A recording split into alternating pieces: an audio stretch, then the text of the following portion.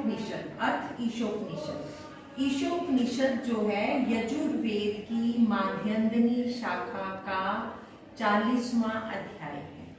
तो ईशोपनिषद का प्रथम मंत्र आरंभ कहाँ से होता है? ईश से आरंभ होता है। ईशावास्यम इदं सर्वं यत्किंच जगत्यां जगत् तेन त्यक्तेन भुंजिथा मा गृधः कस्य स्वीधनम्। ईशावास्यम इदं, ईशा, ईशा मतलब ईश्वर के द्वारा, बस वास्यम इदम, इदम यह बसाया जाने योग्य है। यत् किंच जगत्याम जगत, यत् जो कुछ भी, जगतयाम जगत में क्या है? जगत जड़ चेतन प्राणी समुदाय जो कुछ भी है वो ईश्वर के द्वारा बसाया जाने योग्य है।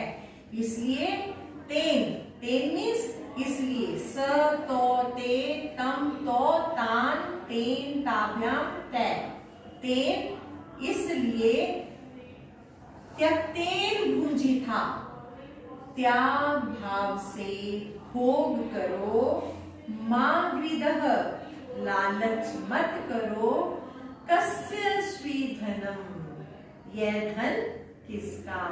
ये तो कहने का मतलब क्या है कि इस जगत में जो कुछ भी या तत्व चलने फिरने वाला या चेतन संपन्न है या जड़ वस्तु है, वो इदम सर्वम, यह सब कुछ जो है उस स्वामी पुरुष या ब्रह्म द्वारा बसाया जाने योग्य है। इसलिए उसके द्वारा त्याग छोड़े हुए को भुंजिथा भोग करो, त्याग भाव से भोग करो, लोभ मत करो, लालच मत करो, यह धन किसका। यह तो इस जगत के भीतर जितनी भी चेतन और गति में सृष्टि है उस सब में एक ही चेतना विद्यमान है। जब सब में एक ही चेतना विद्यमान है तो धन आदि को अकेले में भोगना उचित कैसे कहा जा सकता है। कहते हैं ना कि सब मिलजुल कर रहो, है ना, आपस में बांट कर खाओ, लालच मत करो। अतः ऐसी स्थिति में हमें सांसारिक ऐश्वर्य का उपभोग यह सोचकर ही करना चाहिए कि यह सब उस ब्रह्म का, उस परम पिता का ही दिया हुआ है। हम में से धन किसी का भी अपना नहीं है।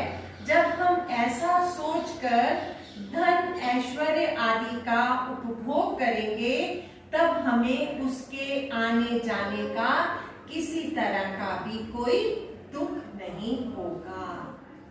क्लियर?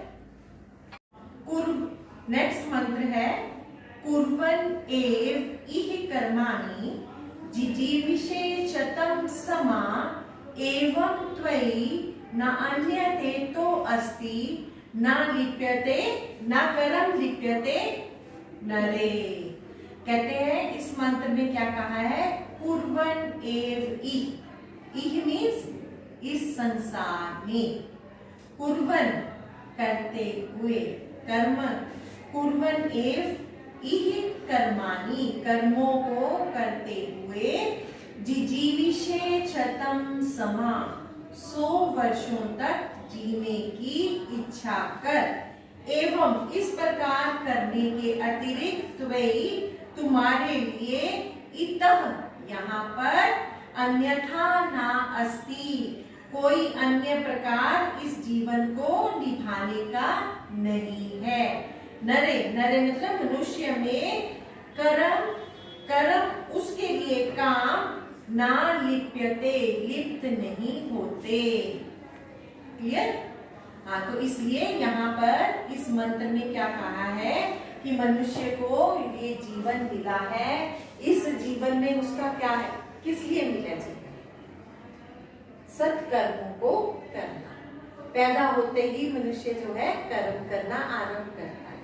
तो इस मंत्र में यही कहा गया है कि इस संसार में कर्मों को करते हुए, कैसे कर्मों को करना है, जिस कर्म में तुम्हें किसी तरह का ईर्ष्या, द्वेष, लोभ, मोह, काम, क्रोध ऐसे भावनाएं जो कि तुम्हें चिंता की ओर ले जाते हैं, तुम्हें दुख की ओर ले जाते हैं, तुम्हारी आयु को कम करते हैं, बल्कि निस्वार्थ भाव से निष्काम कर्मों को करो। कर्मों को करते हुए 100 वर्षों तक जीने की इच्छा कर। एवं त्वयि, इसके अतिरिक्त कहता है अन्य तेरे पास और कुछ है भी नहीं।